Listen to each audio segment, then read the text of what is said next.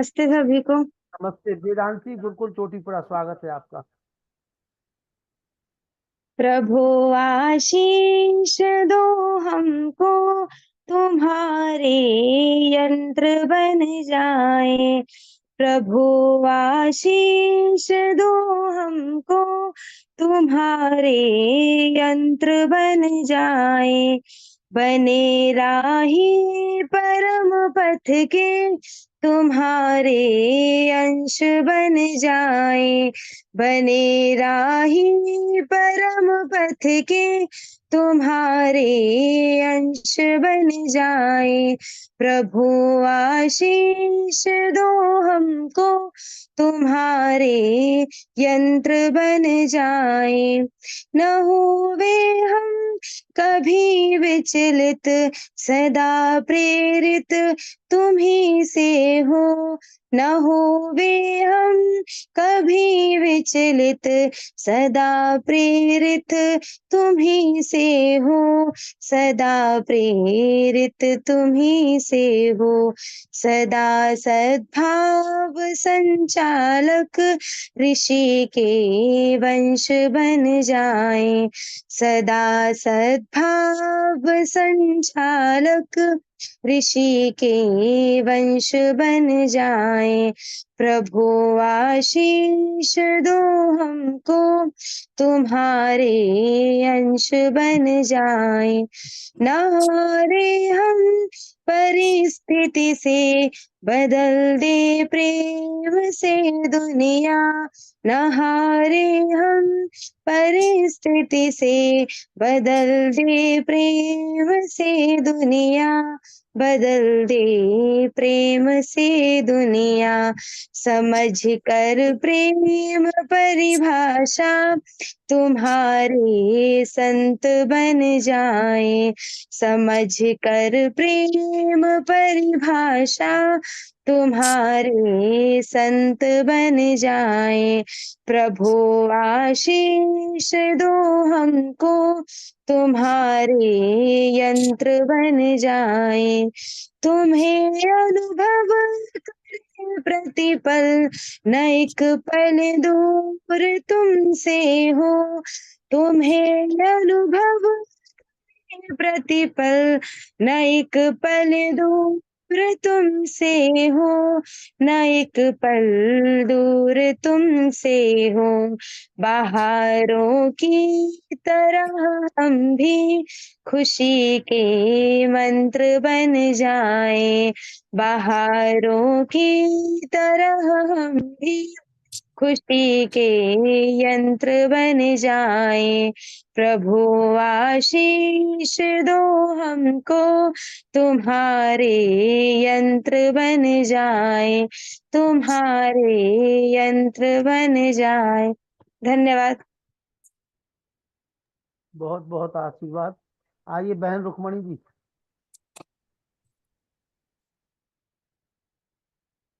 ओम नमस्ते सबको।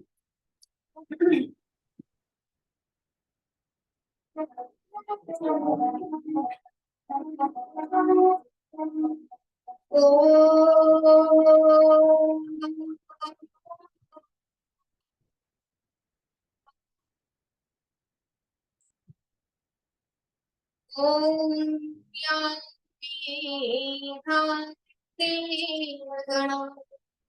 पितरशोपासते तया मध्यमी दया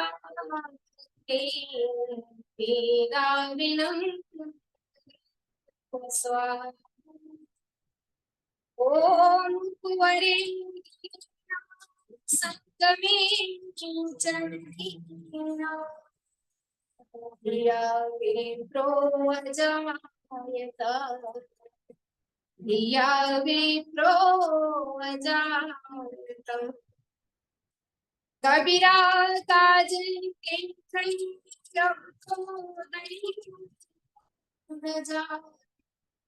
नैनन प्रियतम बसुरा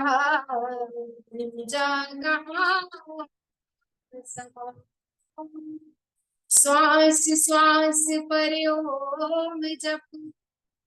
वृथा श्वास मत खोए, ना जाने श्वास का आवन हो न हो, आवन हो न हो। ईश्वर की बड़ी असीम अनुकंपा से आज मन को कैसे नियंत्रण में रखे वेदानुकूल, इस विषय पर चिंतन देना है श्री आचार्य जी को। आइए, वह परम पिता परमात्मा तो सबके हृदय में वास करता है, उस ईश्वर को कण कण में व्याप्त जान करके प्रत्येक कार्य जब हम करते हैं तो हमारा ईश्वर पर अटूट विश्वास हो जाता है। उसी पर आदरणीय प्रकाश जी की बहुत प्यारी रचना है, आप सबके समक्ष रखते हैं, ध्यान से सुने और लाभ उठाएं। काहे हो उदास मना जब भगवन तेरे पास रे, काहे हो उदास मना जब भगवन तेरे पास रे, काहे हो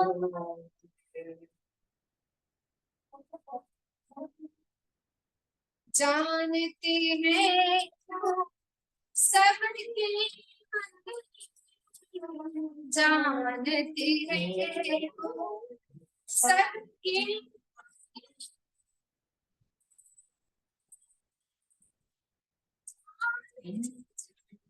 हारमोनिया की वजह से आवाज कट रही है। सबके मन,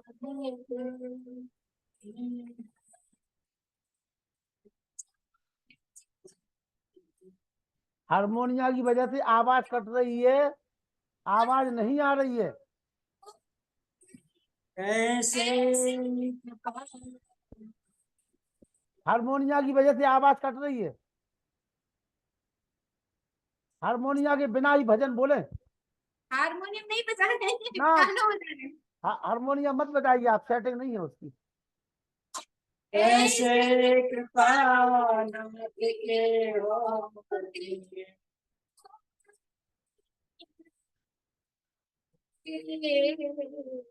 काहे हो उदास मना जब भगवन के पास रे, काहे हो पार करेगा वही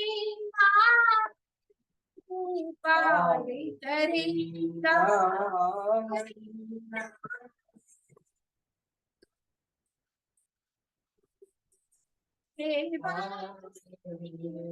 पार करेगा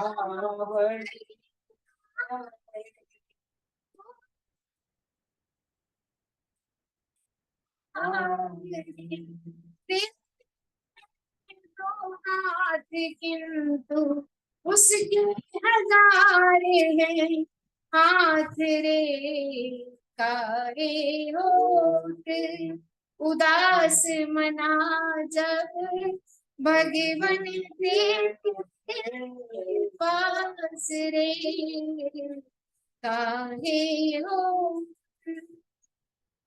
देर भले अंधेर नहीं है, देर भले अंधेर नहीं है, करता सच्चा न्याय वही है, देर भले अंधेर नहीं है, करता सच्चा न्याय वही है, वही सुनता दिवस तेरी, वही सुनता एक दिवस तेरी, करुणा गाथा नाथ रे, काहे होते उदास मना जब भगवन तेरे पास रे,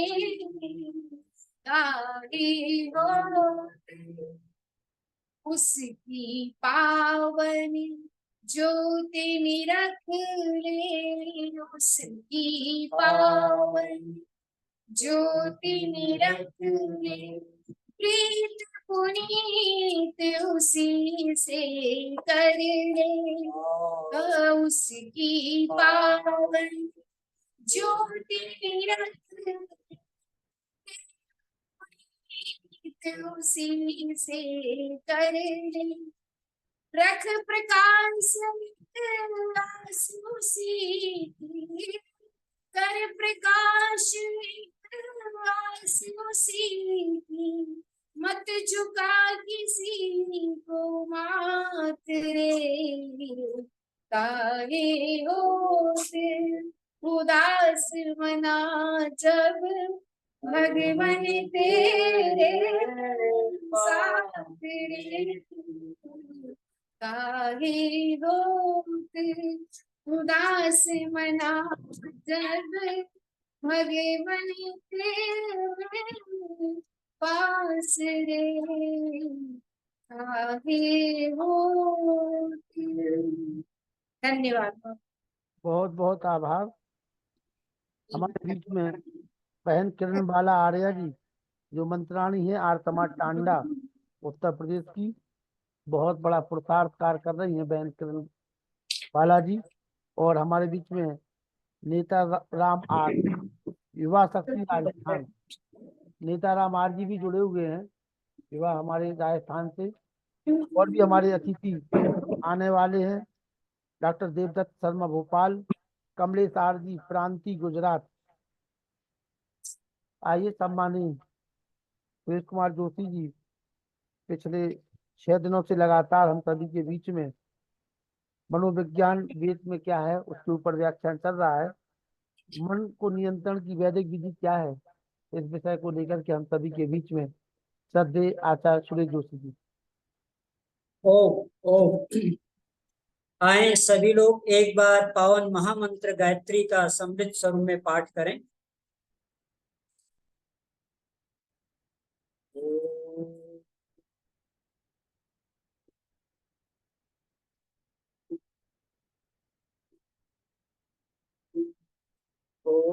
भूर्भुवः स्वाहा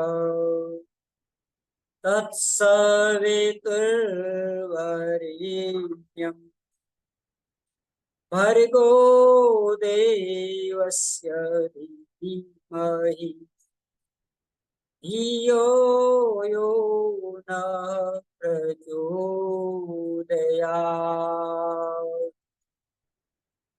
ॐ इन्द्रं वर्धन्तो वपुरः कृण्वन्तो विश्वमार्यम् अपघ्नन्तो अरावणः अपघ्नन्तो अरावणः। ऋषि मुनियों की वृद्धि करो, भूमंडल आज बनाना है। ऋषि मुनियों की वृद्धि करो, भूमंडल आर्य बनाना है। पापियों का नाश करो, वैदिक धर्म बढ़ाना है। वैदिक धर्म बढ़ाना है। इत्योम शांति शांति शांति। वेदों में मनोविज्ञान इस श्रृंखला का आज 6वां दिवस है और बड़ी श्रद्धा से आप प्रतिदिन इस विषय को गंभीरता के साथ श्रवण कर रहे हैं। कल जो मैंने आपके सामने विषय रखा था उसका समापन ये हुआ था कि ईश्वर को जानने से पहले हमें शरीर, मन और बुद्धि का ज्ञान होना बहुत जरूरी है।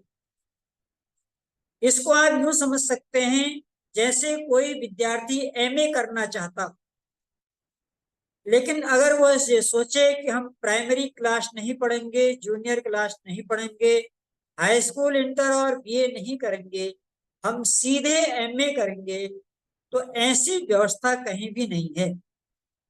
ठीक इसी प्रकार से अगर कोई यह सोचे कि हम शरीर की उपेक्षा कर लें, मन बुद्धि की उपेक्षा कर लें और सीधे सीधे परमात्मा को पालें, तो ये असंभव कार्य है।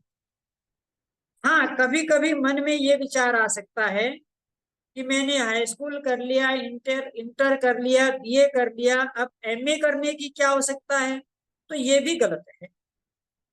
संसार में बहुत लोग ऐसे हैं जो शरीर, मन, बुद्धि, आत्मा के बारे में बहुत कुछ जानते हैं, परंतु ईश्वर की उन्होंने उपेक्षा की। तो इसलिए उपेक्षा न तो शरीर की होनी है, न मन की होनी है, न बुद्धि की होनी है, न आत्मा की होनी है, न परमात्मा की।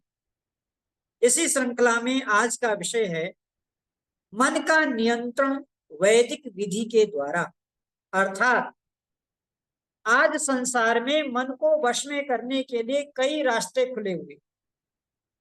कुछ लोग सोचते हैं मालाओं का जाप कर लो, 200 माला जपो, 300 माला जपो, 108 माला जपो। आपने देखा होगा पौराणिक महात्माओं के नाम के आगे 1008, 108 ये उनके नाम के आगे लगता है। वो इसलिए लगता है कि वो इतनी इतनी मालाओं का जाप करते हैं। तो अगर कोई व्यक्ति ये सोचेगा कि हम मालाओं का जाप करके मन को वश में कर लेंगे, संभव नहीं। अब आप हरिद्वार, बद्रीनाथ और केदारनाथ के तीर्थों पर जाएं तो वहां कोई हाथ खड़ा करके बैठा है, कोई पांव खड़ा करके बैठा है, अनेक प्रकार से लोग तप कर रहे। कुछ लोग ऐसे हैं चारों ओर गोबर की कंडियां जला लेते हैं और उसके बीच में बैठ के कहते हैं हम तप कर रहे हैं, मन को वश में कर रहे हैं। ये सब अवैदिक विधियां हैं। वेद क्या कहता है? मैंने आपके सामने में ऋग्वेद मंडल 9 सूक्त 63 मंत्र संख्या 5 मंत्र में क्या कहा गया है? इंद्रम वर्धन्तो अप्तुरः प्रणवन्तो विश्वम आर्यम अवग्नन्तो अरापणम वर्धन्तो अप्तुरः।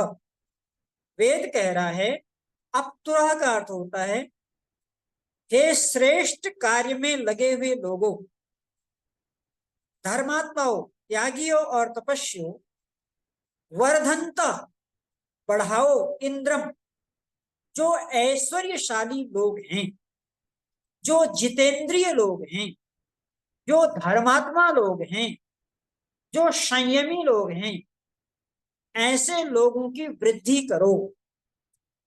यानी कि एक समय ऐसा था जब भारत के अंदर 7,42,000 गुरुकुल हुआ करते थे और हर गांव में एक गुरुकुल हुआ करता था। ये व्यवस्था थी। तो वेद ये कह रहा है जब चारों ओर त्यागी और तपस्वी लोग हो जाएंगे तो अनुवृत्ति बन करके हम अपने लक्ष्य को प्राप्त कर सकते हैं। इस वेद के जो मंत्र होते हैं ना, इनके 3 प्रकार से अर्थ होते हैं, आदि दैविक अर्थ, आदि भौतिक और आध्यात्मिक अर्थ। तो ये जो मंत्र मैं आपके सामने रख रहा हूं, इसको मैं, क्योंकि आज का विषय मन का नियंत्रण है, तो इस मंत्र के आध्यात्मिक अर्थ को आपके सामने रखने जा रहा हूं। तो यहाँ पर इंद्रम, जो जितेंद्रिय लोग हैं, जो संयमी लोग हैं, ऐसे संयमी लोगों की संख्या दिन प्रतिदिन बढ़ते रहनी चाहिए। और उसके बाद कहते हैं अप्तुरः। अप्तुरः का अर्थ होता है जो लोग कार्य कुशल हैं, अपने कार्यों में दक्ष हैं, निपुण हैं, योग्यताएं, योग्य लोग, ऐसे लोगों की संख्या बढ़नी चाहिए। योगे योगे तपस्तरम, क्योंकि ये लोग बार बार योगाभ्यास करते हैं, वाजे वाजे संग्राम में बार बार आपके मन और बुद्धि के बल को बढ़ाते रहते। अर्थात वैदिक विधि से जब आप मन को नियंत्रण करने का विचार लाएंगे तो वहां सबसे पहले आपके सामने आएगी ब्रह्मचर्य की बात, संयम की बात, तप की बात। जो व्यक्ति ब्रह्मचारी नहीं है, जो व्यक्ति संयमी नहीं है, जो व्यक्ति तपस्वी नहीं है, उस व्यक्ति का मन कभी भी नियंत्रित हो ही नहीं सकता। ये वैदिक व्यवस्था है। अभी हमारे प्रेम सचदेवा जी ने एक बड़ा सुंदर भजन गाया था प्रारंभ में, बड़ा अच्छा भजन, मुझे बहुत अच्छा लगा। उसमें उन्होंने कहा था कि श्री कृष्ण की गीता भी ओम बोलती है। उसी का एक संवाद मैं आपको सुनाना चाहता हूं। भगवान कृष्ण का एक शिष्य है जिसका नाम है अर्जुन। ऋज धातु से अर्जुन शब्द बनता है, जिसका अर्थ होता है सरल, नम्र, विनम्र। तो अर्जुन जो इतना सरल व्यक्ति है, विनम्र व्यक्ति है, वह भगवान कृष्ण जो उसके मित्र हैं उनसे एक प्रश्न पूछता है। वो प्रश्न क्या है? वो भगवान कृष्ण से कहता है, चंचलम हि मनम कृष्ण प्रमाथि बलवत्रणम तस्याहं निग्रहं मन्ये वायोरिव सुदुष्करम। अब देखिए अर्जुन की व्यथा क्या है। वो कह रहा है, हे कृष्ण, मेरा मन बड़ा चंचल है। चंचल का अर्थ होता है बेचैन, व्यथित। और आगे कहता है प्रमाथि। प्रमाथि का अर्थ होता है अशांत। अपने मन के बारे में बता रहा है भगवान कृष्ण को कि मेरा मन, हे कृष्ण, मेरा मन बड़ा बेचैन है, प्रमाथि, बड़ा ही अशांत है, बलवान है, अत्यंत बलवान है, दृढ़म, बड़ा हठी है। हे कृष्ण, मेरा मन बड़ा ही बेचैन है, बड़ा ही अशांत है, बड़ा ही बलवान है, बड़ा ही हठी है। तस्याहं निग्रह मन्ये, मैं उसका निग्रह नहीं कर पा रहा हूँ, नियंत्रण नहीं कर पा रहा हूँ। मुझे तो ऐसा लगता है जैसे हवा किसी वस्तु को उड़ा ले जाती है, उसी प्रकार से जैसे हवा का नियंत्रण करना किसी के बस का नहीं है। जब आंधी और तूफान आते हैं तो बड़े बड़े पर्वत और पहाड़ उखड़ जाते हैं, बड़े बड़े पेड़ उखड़ जाते हैं। ऐसा ही ये मेरा मन है, क्या करूं मैं, कैसे इसको बस करूं? आहा, भगवान कृष्ण बड़े मनोवैज्ञानिक। भगवान कृष्ण का उत्तर सुनिए, असंशयम हि महाबाहो मनो सुदुनिष्करम, असंशयम हि मनोबाहो मनो ही दुर्निग्रह चलम। हे अर्जुन, इसमें कोई संशय नहीं है, इसमें कोई संशय नहीं है, मन बहुत बड़ा चंचल है। जानते हो ये बात भगवान कृष्ण क्यों कहते हैं? क्योंकि अगर कोई व्यक्ति दुखी है और उससे आप ये कह दो कि तुम्हारा दुख कुछ भी नहीं है, तो व्यक्ति आपसे कटने लगेगा। भगवान कृष्ण बड़े साइकोलॉजिस्ट हैं, बड़े मनोवैज्ञानिक हैं। वो अर्जुन से कह रहे हैं, अर्जुन तुम बिल्कुल ठीक कह रहे हो, वास्तव में मन बड़ा चंचल है। परंतु अर्जुन, अगर कहीं रोग है तो उसकी दवा भी है, अगर कहीं समस्या है तो उसका समाधान भी है, अगर कहीं दुविधा है तो उसकी सुविधा भी है। ये निश्चित है मन बड़ा चंचल है, लेकिन अभ्यासेन कौन्तेय वैराग्येण गृह्यते। हे कुंती पुत्र, अभ्यास और वैराग्य के द्वारा तुम इस मन को नियंत्रित कर सकते हो। ये दो बातें कही। पहली बात कही अभ्यास और दूसरी बात कही वैराग्य। तो सूत्र उन्होंने दिया, यही वैदिक विधि है, यही ऋषियों की पद्धति है, ऋषियों ने इसी से काम किया है। वेद में भी इसी तरह के बहुत सारे मंत्र आते हैं। अष्टचक्रानवद् द्वारा देवानां प्रोज्या, यहां भी यही बता रहे हैं कि ये जो मनुष्य है जब तक 8 चक्रों से अपने जीवन को ओतप्रोत नहीं करता है। सज्जनों, यहाँ पर चक्र का अर्थ वो चक्र नहीं है जो आपने हठियों के अंदर पढ़े हैं, मूलाधार चक्र, आज्ञा चक्र, हृदय चक्र, मनसा चक्र, इनकी बात नहीं हो रही यहाँ पर। स्वामी दयानंद कहते हैं चक्र का अर्थ होता है क्रम। 8 क्रमों से हम उस परमात्मा को प्राप्त कर सकते हैं। और वो 8 क्रम क्या है? यम नियम आसन प्राणायाम प्रत्याहार धारणा ध्यान और समाधि, ये 8 क्रम हैं। ऐसे वेदों में जगह जगह इस विषय का वर्णन आया है। तो अभ्यास और वैराग्य, हमारे वहां महर्षि पतंजलि महाराज हुए, तो महर्षि पतंजलि महाराज ने तो बिल्कुल स्पष्ट कहा, अभ्यास वैराग्याभ्याम तन्निरोध। अभ्यास और वैराग्य के द्वारा तत् उस मन का निरोध हो जाता है। ये 2 चीजों को आप पकड़ लीजिए मन को नियंत्रण करने का। पहला क्या है? अभ्यास, और दूसरा क्या है? वैराग्य। अब इन दोनों पर क्रमशः चिंतन करना है। ये अभ्यास क्या है? केवल अभ्यास कहने से हम अभ्यास को नहीं समझ पाए। तो अभ्यास की परिभाषा देते हुए कहते हैं तत्र स्थितो यत्नोऽभ्यास। ये महर्षि पतंजलि महाराज कह रहे हैं तत्र, वहां पर। वहां अर्थात कहां पर? यानी जहां पर आप साधना करते हैं, जहां पर आप संध्या करते हैं, जहां पर आप उपासना करते हैं। इसका मतलब आपको अपना संध्या का स्थान बार बार बदलना नहीं चाहिए। आपातकाल की व्यवस्था को छोड़ करके आपको कहीं यात्रा में जाना है, कहीं देश विदेश जाना है, वहां पर आपको स्थान बदलना आपकी मजबूरी है। लेकिन वहां भी जब आप चले जाएं, 2 दिन रहें, 3 दिन रहें, तो वहां भी अपना एक स्थान बनाना। तो जिसको भी मन को संयमित करना है, पहले उसे अपना साधना स्थल एक जगह निर्धारित कर लेना चाहिए। आज आप छत में संध्या कर रहे हैं, कल आप आंगन में संध्या कर रहे हैं, परसों आप डाइनिंग हॉल में संध्या कर रहे हैं। बोला नहीं, ऐसे मन नियंत्रण नहीं होगा। आप अपने स्थान पर कोई एक जगह निर्धारित कर लीजिए।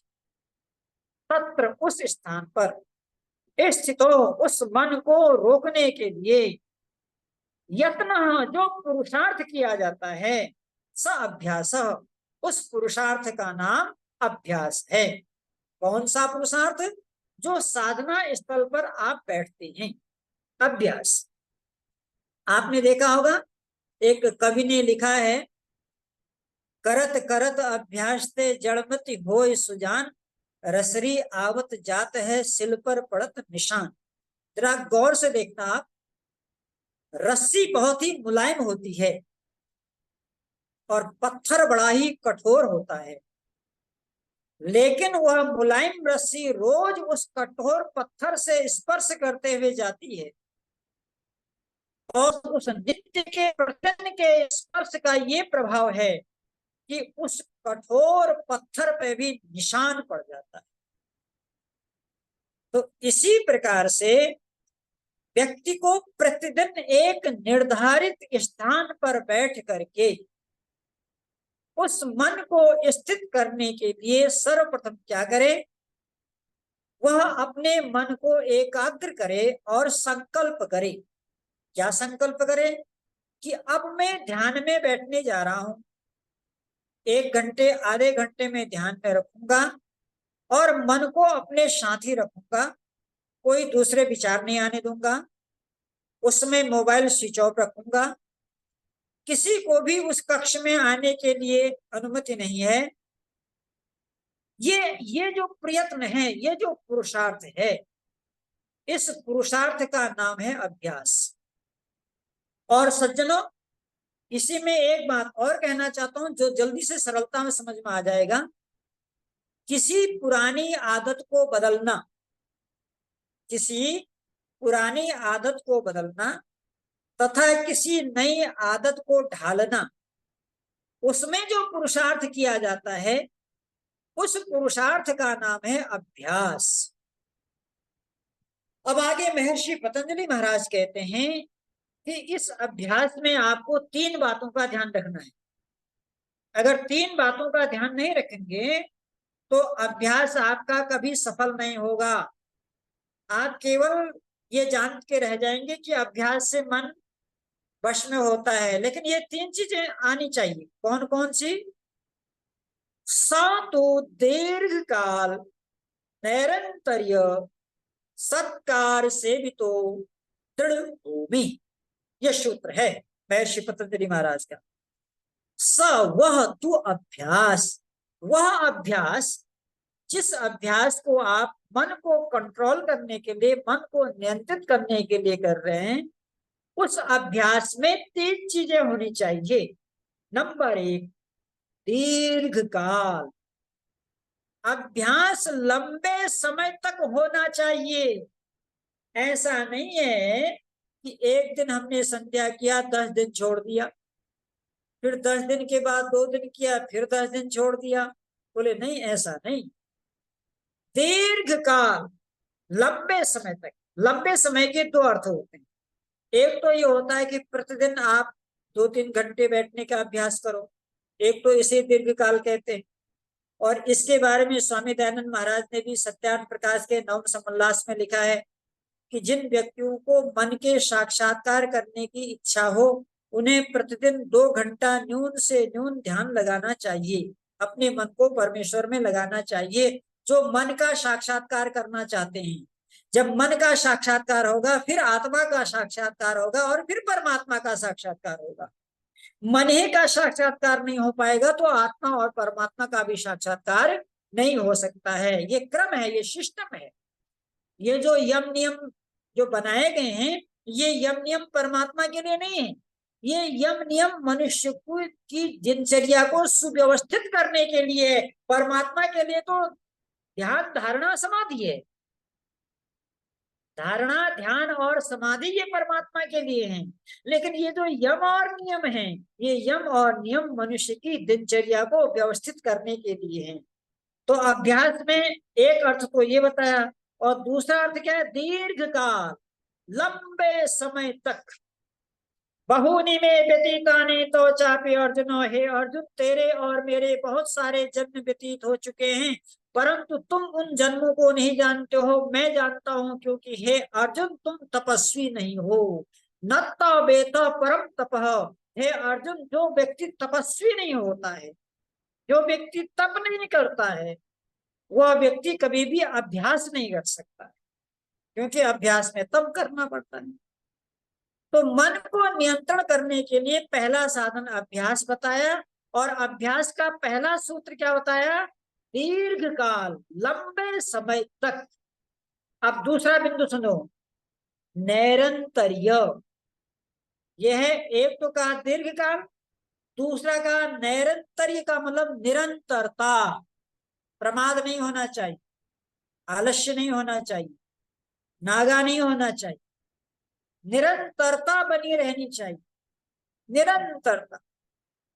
जब तक किसी कार्य में निरंतरता नहीं होगी, तब तक वह कार्य आपका सफल नहीं होगा। इसलिए लंबे समय तक करना है और निरंतर करते रहना है। कोई नागा नहीं करना है, उसमें लगे रहना है। वो कहते ना, मुन्ना भाई लगे रहो। तो ऐसे ही योग में भी इस सूत्र को आपको पकड़े रहना है, उसको छोड़ना नहीं और ऊबना भी नहीं है। अब तीसरा सूत्र वहां दे रहे हैं, नैरंतर्य, दीर्घकाल नैरंतर्य सत्कार सेवितः। ये तीसरा शब्द है, सत्कार सेवितः। सत्कार सेविता का मतलब होता है कर्म और कर्ता को जोड़ना। समझिएगा इसको, कर्म और कर्ता को जोड़ना। अक्सर होता क्या है, कर्म कहीं होता है, कर्ता कहीं होता है। जैसे उदाहरण के लिए, बहुत लोग शरीर से सत्संग में बैठे रहते हैं, लेकिन मन से कहीं और होते हैं। तो ये कर्ता और कर्म में अगर अंतर आ गया तो आपका अभ्यास पूरा नहीं होगा। इसलिए कर्ता और कर्म को जोड़ के चलना ही सत्कार सेवित। इसका दूसरा अर्थ होता है श्रद्धा पूर्वक करना। जैसे जिन खिलाड़ियों को गोल्ड मेडल लेना होता है वो केवल मैच के दिन नहीं खेलते, पूरे साल भर खेलते हैं और तब जाकर के वो गोल्ड मेडल लाते। जो विद्यार्थी पढ़ने में फर्स्ट आते, जो डिस्ट्रिक्ट टॉप होते हैं, जो पूरे देश में प्रथम स्थान लाते, वो विद्यार्थी केवल परीक्षा के दिन नहीं पढ़ते, वो रोज पढ़ते और श्रद्धा के साथ पढ़ते। अगर आप अभ्यास कर रहे हैं और आप में श्रद्धा नहीं है तो उसका नुकसान क्या होगा? आप 10 मिनट के बाद ध्यान तोड़ देंगे, आप आधा घंटे के बाद ध्यान से उठ जाएंगे। यदि आप श्रद्धा से ध्यान नहीं लगा रहे हैं तो कहीं आपके घुटने में दर्द होगा, कहीं कमर में दर्द होगा, कहीं पांव में दर्द होगा, क्योंकि श्रद्धा है ही नहीं। श्रद्धा के अंदर बड़ी शक्ति है सज्जनों। यजुर्वेद का ऋषि कहता है, वायु ऋषि कहते हैं, श्रद्धाम विंदते वसु। श्रद्धा से परमात्मा की प्राप्ति हो जाती है। श्रद्धावान लभते ज्ञानम। हे अर्जुन, जो व्यक्ति श्रद्धालु होता है उसी को ज्ञान की प्राप्ति होती है। इसलिए यदि आप साधना में बैठे हैं, ध्यान में बैठे हैं, यदि आपके अंदर श्रद्धा नहीं है तो श्रद्धा के अभाव में आपका अभ्यास लंबा नहीं हो पाएगा। श्रद्धा के अभाव में निरंतरता नहीं आएगी। आप थोड़ी देर करेंगे फिर उसके बाद ऊब जाएगी। जिस काम को आप श्रद्धा से करते हैं, आज आप लोग 4 साल से जो सत्संग सुन रहे हैं ना, इसके पीछे श्रद्धा है। अगर श्रद्धा नहीं होती तो कब के आप छोड़ दिए होते। तो इसलिए श्रद्धा में इतना बल है। तो अब हमने क्या समझा कि हे अर्जुन, मन को वश में करने का पहला साधन अभ्यास है और वो अभ्यास लगातार होना चाहिए, लंबे समय तक होना चाहिए और श्रद्धा के साथ होना चाहिए। अब दूसरा साधन बता रहे हैं, वैराग्य। अब सुनो वैराग्य क्या है। महर्षि पतंजलि महाराज कहते हैं, दृष्टु अनुश्रविक विषय वितृष्णा वशीकार संज्ञा वैराग्यम। ये सूत्र है। क्या है वैराग्य? कहते हैं दृष्टु अनुश्रविक, देखे हुए पदार्थ और सुने हुए पदार्थ, दो चीजें ना। कुछ पदार्थों के बारे में हम सुनते हैं और कुछ पदार्थों को हम जानते हैं। तो करें सुनी हुई चीजें और देखी हुई चीजें। आप प्रतिदिन कुछ न कुछ सुनते हैं और प्रतिदिन कुछ न कुछ देखते हैं। तो करें जो आप प्रतिदिन सुनते हैं और प्रतिदिन देखते हैं, इन दोनों से उपराम, इन दोनों से अलग होकर के जो अपने मन और इंद्रियों को वश में कर लेते हैं, सवैराग्यम, वह वैराग्य है। सज्जनों, ये तो है सूत्र। अब इस सूत्र के अंदर हम प्रवेश करते हैं। वैराग्य के 2 अर्थ होते हैं। हमारे प्रोफेसर व्यासंदन शास्त्री जी बैठे हुए हैं, व्याकरण के अच्छे विद्वान हैं। वैराग्य के 2 अर्थ होते हैं। एक अर्थ होता है विगत राग, जिसका राग बीत गया हो। जब तक राग होगा तब तक वैराग्य नहीं होगा। लेकिन इसका एक अर्थ और होता है, राग के आगे भी लगा है, भी उपसर्ग है, विशेष राग हो जिसमें, उसको भी वैराग्य कहते हैं। 2 अर्थ निकला ना। पहला अर्थ क्या निकला कि जिसका राग बीत गया हो, और दूसरा अर्थ उपसर्ग के साथ क्या निकला कि जिसके अंदर विशेष राग का ही दूसरा नाम अनुराग होता है। बेरी भव बाधा हरो राधा नागरी सोई। तो अनुराग या तो राग हो या अनुराग हो। तो जिसका राग नष्ट हो गया हो और या जिसके अंदर विशेष राग हो, वो वैराग्य है। और सज्जनों, ये वैराग्य भी 3 प्रकार का होता है। वैराग्य भी 3 प्रकार का होता है। नंबर 1 शमशान वैराग्य। कौन सा वैराग्य है? शमशान वैराग्य। शमशान वैराग्य का मतलब है जब कोई व्यक्ति हमारे अगल बगल में उसकी मृत्यु हो जाती है तो हम उसकी अंत्येष्टि करने के लिए उसको शमशान घाट ले जाते। तो शमशान घाट में जब वह लाश जलती है, उस जलती हुई लाश की चिंगारियों को देख करके सबके अंदर वैराग्य आ जाता है कि एक दिन हम भी ऐसे ही दुनिया से चले जाएंगे। महात्मा कबीर ने लिखा, हाड़ जले जूं लाकड़ी, केश जले जूं घास। यानी हड्डियां कैसे जलती हैं शमशान घाट में? जैसे लकड़ी जल रही। और बाल कैसे जलते हैं? जैसे घास जल रहे। हाड़ जले जूं लाकड़ी, केश जले जूं घास, सब जग जलता देख कर भया कबीर उदास। तो ये शमशान वैराग्य है। शमशान में जलती हुई चिताओं को देख करके मनुष्य के अंदर ये भाव आता है कि एक दिन हम भी इस दुनिया से चले जाएंगे। आया है जहां में शुभ कर्म कला के जा, देख निराली दुनिया मत ना जीवन व्यर्थ गवा। आया है जहां में शुभ कर्म कमा के जा, और देख निराली दुनिया मत ना जीवन व्यर्थ गवा। देख निराली दुनिया मत ना जीवन व्यर्थ गवा। तो ये शमशान वैराग्य है। जिस समय शमशान वैराग्य होता है उस समय आदमी सोचता है कि बस अब तो भगवान का ही भजन करेंगे। लेकिन जैसे ही वह चिता को जला करके वापस आता है फिर उसी दिन दुनिया में मस्त हो जाता है, फिर वह भूल जाता है। तो झटके में जैसे सत्संग आप सुनते हैं तो सत्संग सुनते समय आपके मन में यह आता है कि कल से खूब ध्यान करेंगे, खूब चिंतन करेंगे। लेकिन जैसे सत्संग समाप्त हो जाता है फिर भूल जाते। तो इसे कहते हैं शमशान वैराग्य। एक दूसरा वैराग्य होता है जिसका नाम है जिहासा वैराग्य। क्या नाम है? जिहासा वैराग्य। ये जिहासा वैराग्य क्या होता है? सज्जनों, एक बार एक लोमड़ी भूख से व्याकुल थी। अपनी भूख मिटाने के लिए वो इधर उधर भाग रही थी, कहीं भोजन मिल जाए, कहीं भोजन मिल जाए। तो जाते जाते उसकी नजर एक किसान के बगीचे पर पड़ी, फार्म पर पड़ी। तो वहां पर बड़े अच्छे अंगूर लटक रहे थे, बढ़िया बढ़िया अंगूर। तो लोमड़ी के मन में आया, चलो इन्हीं अंगूरों को खा करके अपना पेट भर लेते।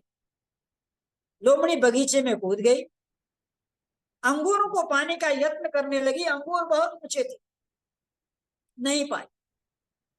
जब लौट करके आ रही थी तो किसी ने पूछा, क्या हुआ, तुमने अंगूर नहीं खाए? तो लोमड़ी बोलती है, अरे अंगूर खट्टे थे। क्या बोलती है? अंगूर खट्टे थे। क्या वास्तव में अंगूर खट्टे थे? ना, जब उसने खाया ही नहीं तो उसको क्या पता खट्टे थे कि मीठे थे। तो इसे कहते हैं जिहासा वैराग्य। कभी कभी लोगों को देख करके मन में वैराग्य की भावना आ जाती।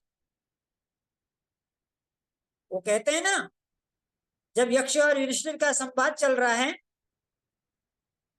तो यक्ष ने पूछा युधिष्ठिर से, हे युधिष्ठिर ये बताओ ये संसार का सबसे बड़ा आश्चर्य क्या है? तो महात्मा युधिष्ठिर कहते हैं, अन्यानि भूतानि गच्छन्ति यम मंदिरम, शेषास्तावरम विच्यन्ते किमाश्चर्यम परम मतः।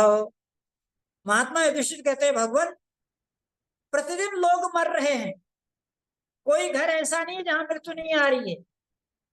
प्रतिदिन लोग मर रहे हैं, मनुष्य पशु पक्षी प्रतिदिन मर रहे हैं। लेकिन जो लोग जीवित हैं वो लोग सोचते हैं अभी हमारा नंबर नहीं आएगा। अब वो फलाने पड़ोसी की वहां मरा है, अमेरिका में मरा है, दिल्ली में मरा है, हमारा नंबर नहीं आएगा। तो इससे बड़ा आश्चर्य क्या हो सकता है कि आती हुई मृत्यु को देखने के बाद भी व्यक्ति मृत्यु की तैयारी नहीं कर रहा है। इसलिए किसी कवि ने लिखा है, दो बातन को सीख ले, जो चाहे कल्याण, नारायण को मौत को, और दूजे श्री भगवान। मृत्यु और ईश्वर को जो व्यक्ति निरंतर चिंतन मनन करता है, वह व्यक्ति संसार में उलझता नहीं है, उसका जीवन सुंदर हो जाता है। तो सज्जनों, ये है जिहासा वैराग्य।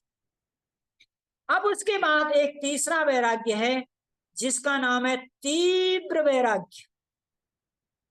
जब व्यक्ति के अंदर तीव्र वैराग्य बनता है, तो महर्षि दयानंद सरस्वती बन जाता है। सज्जनों, वो आदि गुरु शंकराचार्य बन जाता है, वो महात्मा बुद्ध बन जाता है।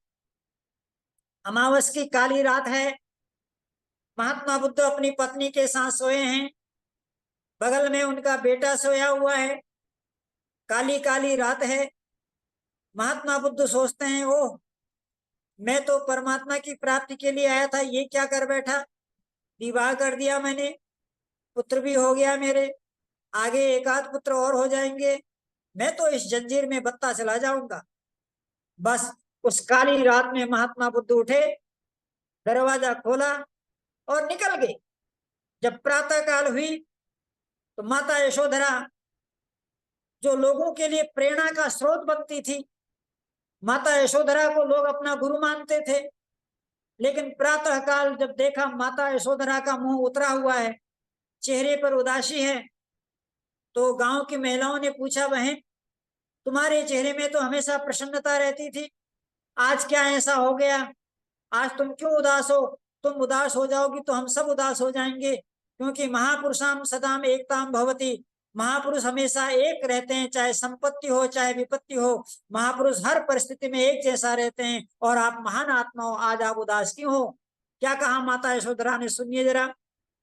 सिद्धि हेतु स्वामी गए, यह गौरव की बात, किंतु चोरी चोरी गए, हुआ बड़ा व्याघात।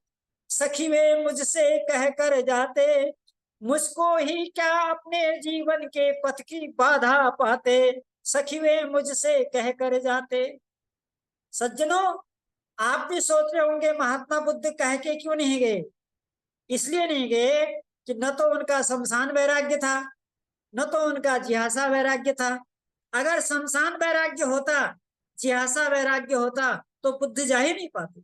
उनका तीव्र वैराग्य था। सज्जनों, जब तीव्र वैराग्य होता है, तब माया मोह बंधन सब समाप्त हो जाते हैं।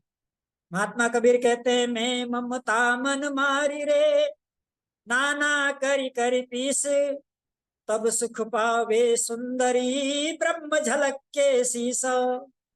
जब इस ममता रूपी माया को जैसे कांच को पीसा जाता है, कांच है ना, जैसे कांच को पीसा जाता है, उसी तरह से जब तक माया को आप पीसेंगे नहीं, तब तक उस ब्रह्म का ज्ञान आपके समझ में आएगा नहीं।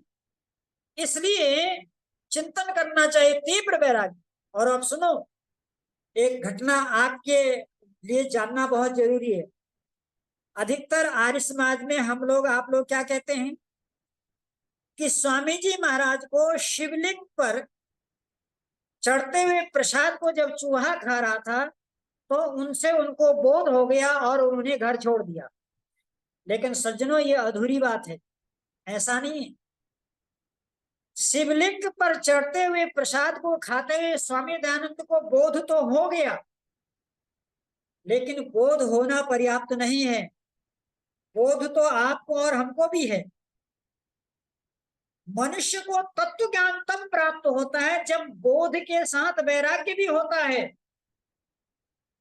अगर स्वामी दयानंद की बहन की मृत्यु नहीं हुई होती, सज्जनों ध्यान से सुनना, चिंतन करना, अगर उनकी चाचा की मृत्यु नहीं हुई होती, स्वामी दयानंद को बोध नहीं होता।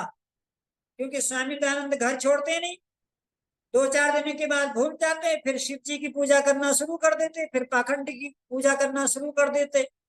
इसलिए जब भी आप ऋषि दयानंद का यह उद्धरण दो, फिर ऋषि दयानंद को बोध हुआ, तो वहां ये भी उद्धरण दो कि बोध के साथ वैराग्य भी हुआ। अगर वैराग्य नहीं होता सज्जनों, तो केवल बोध से काम नहीं चलता। जहां शिवलिंग पर प्रसाद को खाते हुए देख करके स्वामी दयानंद को बोध हुआ, वही बहन की मृत्यु और चाचा की मृत्यु को देख करके उनको वैराग्य पैदा हो गया। और जब वैराग्य और बोध दोनों एक साथ टकराते हैं सज्जनों, तब मन पूर्ण नियंत्रण में आ जाता है और परमात्मा के लक्ष्य की प्राप्ति हो जाती है। तो इसलिए अभ्यास और वैराग्य, अभ्यास में क्या करना है? अभ्यास लंबे समय तक करना है, अभ्यास निरंतर करना है, अभ्यास श्रद्धा के साथ करना है। अब इसमें वैराग्य का क्या रोल हो सज्जनों, ये समझाना चाहता हूं। इसमें वैराग्य की भूमिका है कि जो चित्त की वृत्तियां हैं, क्योंकि ये चित्त जो होता है रजोगुण से चंचल होता है और सतोगुण से रुक जाता है और तमोगुण से मूढ़ता को प्राप्त हो जाता है। तो ध्यान में सबसे ज्यादा बाधा डालने वाला क्या है? रजोगुण है। तो रजोगुण को नियंत्रण करने वाला कौन है? सतोगुण है। तो सतोगुण कैसे नियंत्रण होगा? तो उसके लिए निरंतर अभ्यास और अभ्यास के बाद वैराग्य। अब वैराग्य का क्या काम है? वैराग्य का काम है कि जो चित्त की वृत्तियां निरंतर उठ रही हैं, जाग रही, उनको रोकना। वैराग्य का काम होता है रोकना। कैसे रोकता है वैराग्य? एक उदाहरण सुनो। जब आप ध्यान करने बैठे, आप प्रैक्टिकल करना, आप जब ध्यान करने बैठे तो किसी ने आपसे कहा आप 1 घंटा ध्यान करो, उसके बाद आपको लड्डू खाने को मिलेगा। ध्यान से सुनना, क्या कहा? कि आप 1 घंटा ध्यान करो और जैसे ही ध्यान समाप्त होगा आपको लड्डू खाने को मिलेगा। सज्जनों, अब आप बैठ गए ध्यान में। अब ईमानदारी से बोलो, आप ईश्वर का ध्यान करोगे या लड्डू का ध्यान करोगे? हाँ, आप लड्डू का ध्यान करेंगे, ईश्वर का ध्यान नहीं करेंगे। क्यों? क्योंकि लड्डू में आपको राग हो गया। तो जब राग हो जाएगा तो ध्यान लगेगा ही नहीं। या दूसरा उदाहरण सुनो, आप ध्यान करने बैठे थे, ध्यान में बैठे थे, किसी ने आपसे कहा कि देखो आपका शत्रु आज आपके घर की ओर आ रहा है। तो क्या हो जाएगा? आपको द्वेष पैदा। शत्रु से क्या होगा? द्वेष पैदा होगा। लड्डू से क्या होगा? राग पैदा होगा। और राग भी और द्वेष भी दोनों व्यवधान हैं। न तो राग से ध्यान लगेगा न द्वेष से ध्यान लगेगा। तो इस राग और द्वेष को रोकने वाला कौन है सज्जनों? उसी का नाम है वैराग्य। अब कैसे रोकेगा? सुनो, जब आप ध्यान करने गए तो ध्यान में आपसे ये कहा कि आप ध्यान करो, 1 घंटे के बाद आपको लड्डू मिलेगा। तो जब आप ध्यान कर रहे थे तो किसी ने आपके कान में आकर के कहा कि जो लड्डू आपको मिल रहा है उस लड्डू में जहर मिला है। समझ रहे? कि जो लड्डू आपको 1 घंटे के बाद मिलेगा उसमें जहर मिल रहा है। अब बोलो, लड्डू लड्डू में राग होगा आपको ना? आपका राग खत्म हो गया। किसने खत्म किया? वैराग्य ने। वैराग्य कैसे आया? कि अगले ने ये कह दिया कि जिस लड्डू को तुम खाने जा रहे हो उसमें जहर मिला हुआ है। अब आपका राग खत्म हो गया। ठीक है। दूसरी ओर, जब आप ध्यान कर रहे थे तो किसी ने आके आपके कान में कहा जो शत्रु आपके घर को आ रहा था वो मर गया। तो क्या हो जाएगा? द्वेष भी खत्म हो जाएगा। जब राग भी खत्म हो जाएगा और जब द्वेष भी खत्म हो जाएगा, तब जो बचेगा उसका नाम है वैराग्य। और सज्जनों, इस राग और द्वेष को खत्म करने के लिए क्या करना पड़ता है? आओ फिर महर्षि पतंजलि के पास जाते हैं। तो महर्षि पतंजलि महाराज क्या कह रहे हैं? महर्षि पतंजलि महाराज कहते हैं जब मनुष्य संसार के सुखों में 4 प्रकार का दुख देखने लगे, समझ में आ रहा है? संसार के सुखों में 4 प्रकार का दुख जिसको देखना आ जाए उसी के अंदर वैराग्य होगा। इस चीज को समझने महर्षि पतंजलि कह रहे हैं कि ये जो संसार के जितने भी सुख है, यानी कि अभी तक तो आप ये समझ रहे होंगे दुखों में ही दुख है, लेकिन यहाँ शास्त्र कह रहा है कि संसार में कोई भी सुख ऐसा नहीं है जिस सुख में दुख नहीं है। और वो दुख 4 प्रकार के हैं: परिणाम, ताप, संस्कार, गुण वृत्ति विरोधाच विवेकिनः। ये कह रहे हैं महर्षि पतंजलि महाराज कि विवेकिनः, जो लोग विवेकशील हैं, वो लोग संसार के बड़े से बड़े दुख में, बड़े से बड़े सुख में 4 प्रकार के दुख देख लेते हैं। पहला दुख क्या है? परिणाम दुख, ठीक है ना।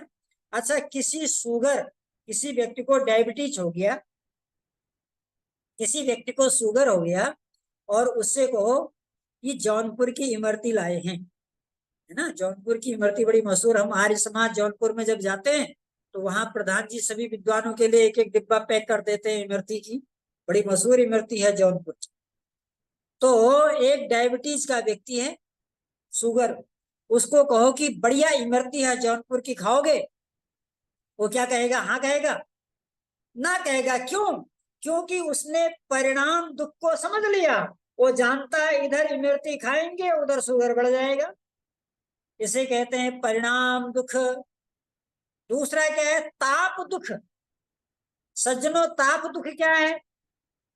कोई व्यक्ति आपकी निंदा कर रहा है और आपने सुन लिया, तो उस निंदा को सुनने से जो ग्लानि हो रही है उसका नाम क्या है? ताप दुख। फिर उसके बाद क्या है? संस्कार दुख। संस्कार दुख क्या है भैया? आप शादी विवाह, अपने बेटे की शादी कर रहे हैं, बारात जा रहे हैं, अचानक आकर के किसी ने गोली मार दी, तो संस्कार कुसंस्कार में बिगड़ गया, तो ये संस्कार दुख हो गया। फिर चौथा है गुण वृत्ति विरोध दुख। गुण कितने? सतोगुण, रजोगुण, तमोगुण। ये तीनों गुण बदलते रहते हैं। संसार में कोई भी मनुष्य धरती पर ऐसा नहीं है जो 24 घंटे सतोगुण में रहता है, ठीक है। महर्षि कपिल कहते हैं बीत राग ही राग, अर्थात बीत राग मनुष्य भी 24 घंटे सतोगुण में नहीं रह सकता। ये गुण बदलते रहते हैं, कभी सतोगुण है, कभी रजोगुण है, कभी तमोगुण है, ठीक है। आप सत्संग सुन रहे हैं, बड़ा अच्छा लग रहा है, थोड़ी देर में आपको जमाई आ गई, तो जमाई क्या आई? तमोगुण आ गया, और तमोगुण ने आगे व्यवधान डाल दिया। या कोई बच्चा आकर के पंखा बंद कर दिया आपका, आप सुन रहे थे, बच्चा आया पंखा बंद कर दिया, तो कौन सा गुण आ गया? गुस्सा, रजोगुण आ गया। तो ये कभी रजोगुण, कभी सतोगुण और कभी तमोगुण, ये हमेशा चलते रहते। तो सज्जनों, संसार के जितने भोग और विषय हैं, इन विषयों में 4 प्रकार के दुखों को देखना शुरू कर लो। जिसने सुख में दुख देखना शुरू कर दिया, जो व्यक्ति सुख में दुख देखना शुरू कर दिया, उसके अंदर वैराग्य आना ही आना।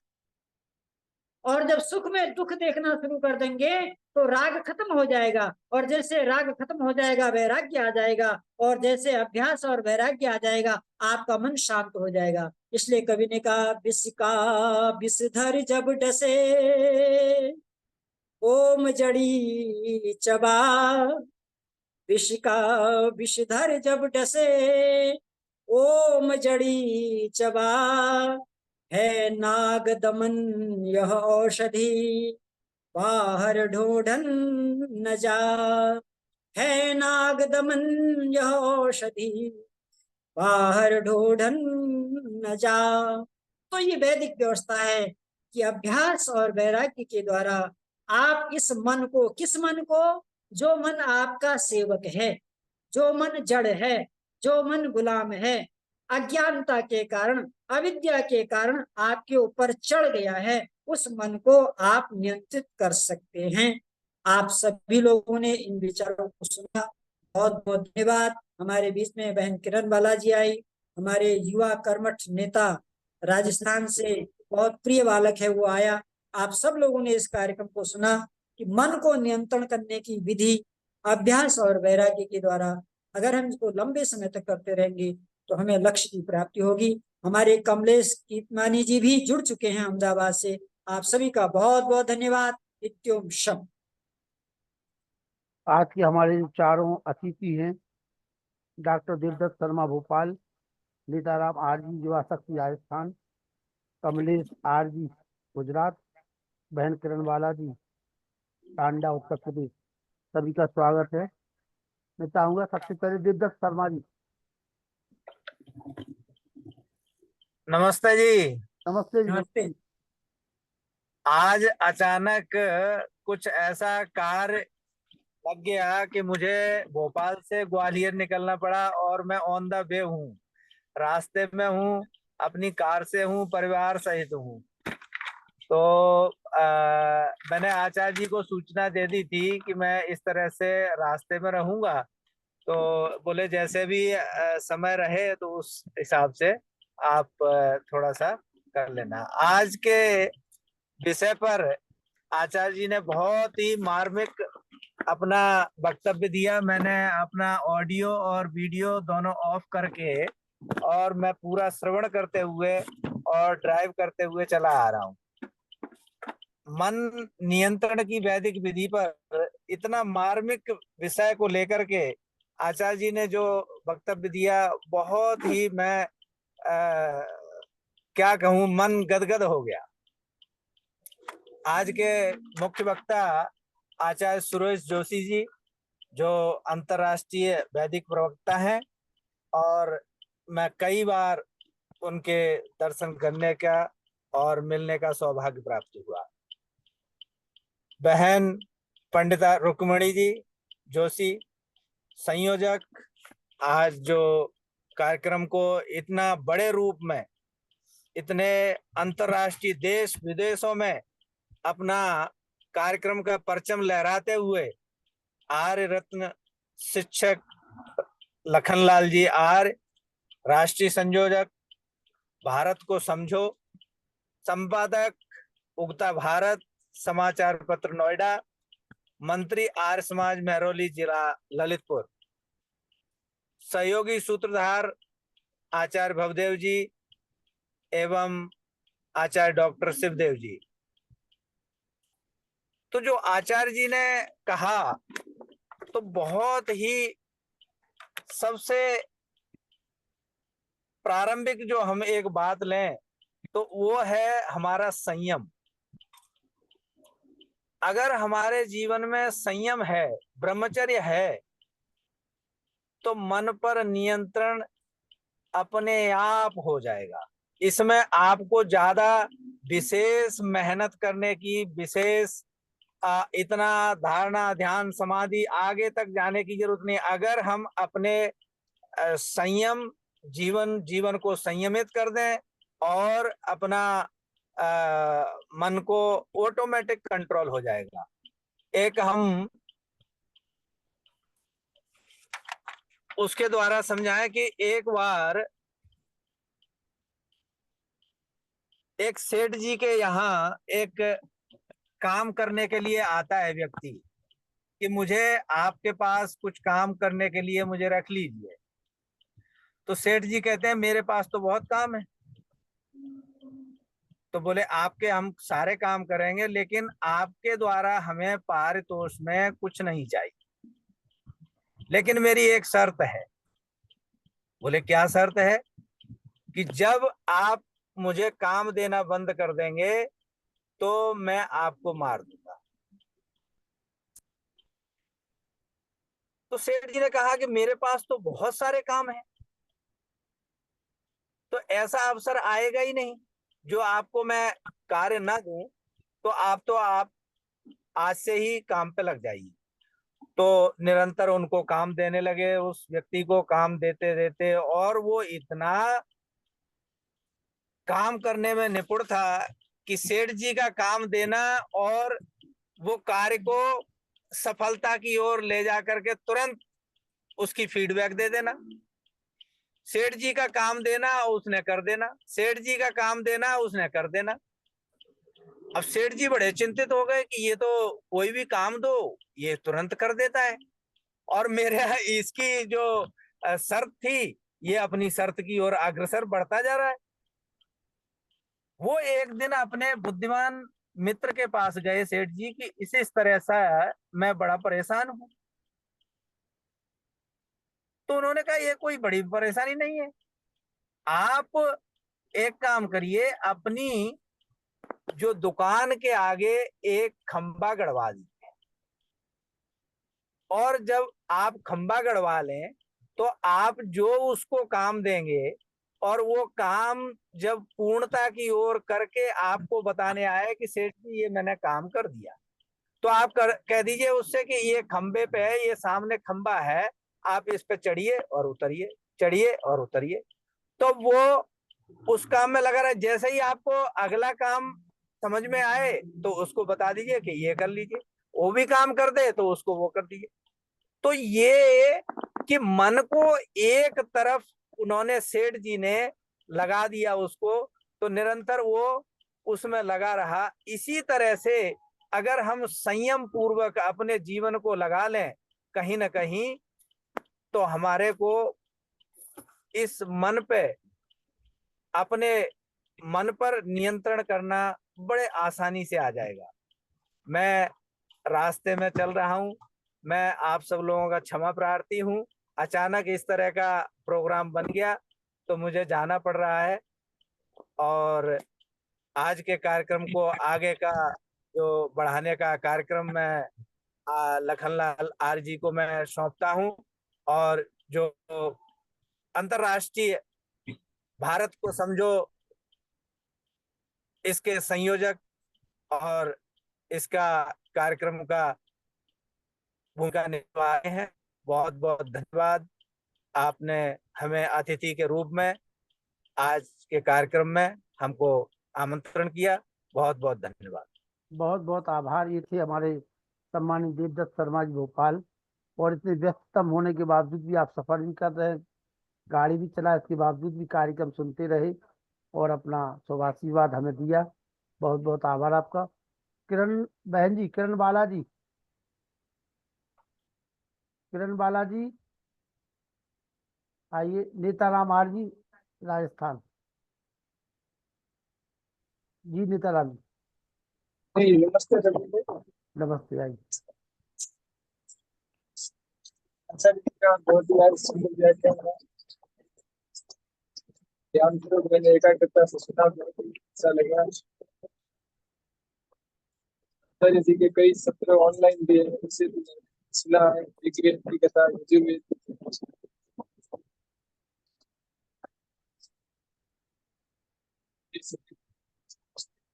बहुत बहुत स्वागत। कमलेश जी, गुजरात से। कमलेश जी, कमलेश जी गुजरात। कमलेश जी माइक खोल लीजिए अपना।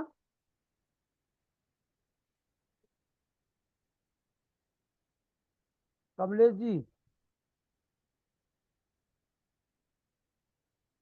कमलेश जी माइक नहीं खोल पा रही हैं। और किरण बाला जी जुड़ी हुई थी, अभी अभी चली गई हैं। जैसे ही वो जुड़ती हैं उनको हम लाइन पे ले लेंगे।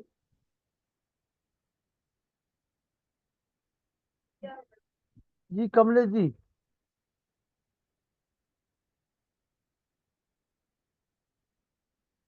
चलिए, कुमार समनानी जी। नमस्ते आचार्य जी। नमस्ते लखन जी। नमस्ते नमस्ते जी। हाँ आचार्य जी, जब हम आराम कर रहे होते हैं, सो रहे होते हैं, तब मन और आत्मा की क्या अवस्था होती है? बहुत अच्छा प्रश्न है। देखिए, मन की 3 अवस्थाएं होती हैं: जागृत अवस्था, स्वप्न अवस्था और सुषुप्ति अवस्था। तो जिस समय आप सो रहे होते हैं, यदि आप स्वप्न देख रहे हैं तो मन आपका सक्रिय है, और यदि आप सुषुप्ति अवस्था में चले जाते हैं तो वहां मन आपका पूर्ण विश्राम कर रहा होता है, और वहां आत्मा जो है, पुरीतित नाम की एक नाड़ी है हृदय के अंदर, उस स्थान पर आत्मा बैठ करके अपने उस आनंद का अनुभव करता रहता है।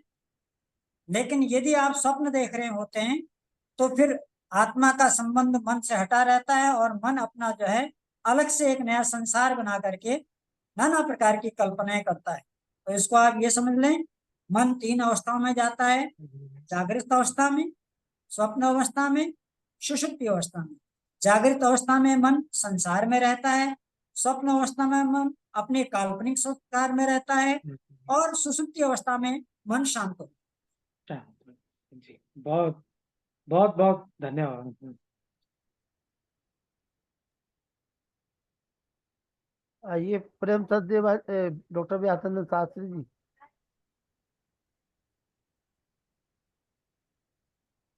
ओम सुसारस्थिरस्वानिवयन मनुष्यानि नीयते भेषुभिर्वाजिन इव प्रतिष्ठं यदजिरं जविष्ठं तन्मे मनः शिव संकल्पमस्तु। ओम शांति शांति शांति। आर्यों के महाकुंभ एवं भारत को समझो अभियान के अंतर्गत आदरणीय आचार्य प्रवर जोशी जी ने आज अपने छठे प्रवचन श्रृंखला में मन को नियंत्रण करने की विधियों को बड़ा ही सुंदर ढंग से प्रस्तुत किया।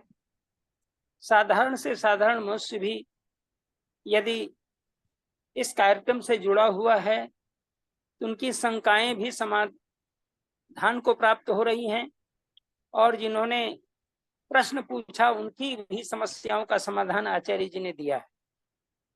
और जो प्रवचन हम सभी श्रवण कर रहे हैं, ये सभी प्रवचन इतने ही गूढ़ तत्व के हैं, लेकिन बड़े ही सरल आख्यानों के माध्यम से, साहित्यिक दृष्टांतों के माध्यम से, और जो दार्शनिक इसकी विशेषता है इसके बारे में भी दार्शनिक सूत्रों के माध्यम से भी आचार्य जोशी जी ने बहुत ही सुंदर ढंग से मन को नियंत्रित करने का एक सुंदर आयाम हम सबको प्रस्तुत किया है। वेद स्पष्ट करता है सुसारथी इव यन मनुष्यान्ये नीयते भेषुभिर्वाजिन इव। जैसे सुसारथी अपने मन रूपी घोड़े को, यहाँ पर यदि इसमें तुलना करके देखें, जैसे सुंदर योगी इस रूप से यहाँ पर कर लें कि जैसे सुंदर योगी अपने घोड़े रूप मन को इतनी सुंदर व्यवस्थित करके चलाता है कि उसकी गति जो है गंतव्य तक पहुंचती है, वह इधर उधर नहीं भागता। जैसे सुसारथी अपने घोड़े को सुंदर ढंग से संचालित करके गंतव्य पहुंचा देता है, उसी प्रकार हम सब मनुष्य जो धर्म अर्थ काम और अंतिम में जो मोक्ष के भागी बनने के लिए बैठते हैं और संसार में जन्म लेकर के अपने पुरुषार्थ चतुष्टय की प्राप्ति के लिए तन्मयता पूर्वक अपने जीवन को बिताते हैं, श्रवण करते हैं, निध्यासन करते हैं और इसके माध्यम से जीवन का संचरण करते हैं, तो निश्चित रूप से हम सबों को चाहिए कि हम सुसारथी बने। हम सुसारथी जिस समय बन जाएंगे, हमारा जो मन रूपी घोड़ा है वह निश्चित गंतव्य तक पहुंचेगा, अर्थात आत्मा के साथ उसका सही सन्निबद्ध होगा और वैराग्य की उस उपस्थिति सही जगह हमारी बनी रहेगी, और निश्चित रूप से हमारा तीव्र वैराग्य हो सकता है। और तीव्र वैराग्य जिस दिन होगा उस दिन व्यक्ति को स्वामी दयानंद के सदृश कहिए या महात्मा बुद्ध के सदृश कहिए, हमें वैराग्य की प्राप्ति होगी और हम गृह त्याग भी कर देंगे।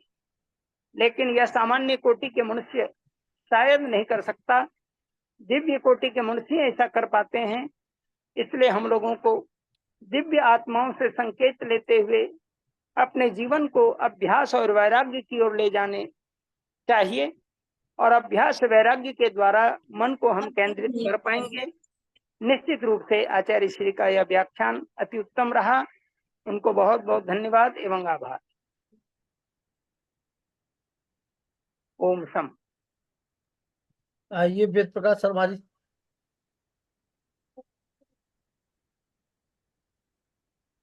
बहुत ही सुंदर आचार्य प्रवर ने प्रवचन दिया वैराग के बारे में। उनको कोट सा प्रणाम।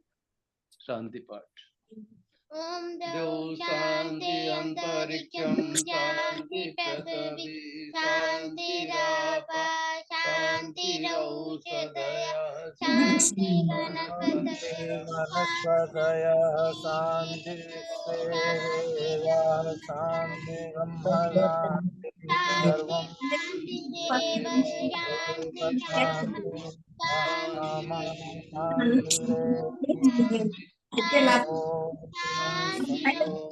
शांति सत्य सनातन वैदिक धर्म की जय। गुरुवर ब्रजानंद की जय। योगेश्वर महर्षि दयानंद की जय। मर्यादा पुरुषोत्तम रामचंद्र की जय। योगेश्वर श्री कृष्णचंद्र की जय। पंत राम की जय। स्वामी हंसानंद की जय। स्वामी आत्मानंद की जय। महात्मा हंसराज की जय। भारत माता की जय। गौ माता की रक्षा हो पालन हो, आज समाज अमर रहे, वेद की ज्योति जलती रहे, ओम का झंडा ऊंचा रहे, आर्यों के महाकुंभ और भारत को समझो अभियान की जय। कलवंतो विश्वमार्यम ध्वनि ओम।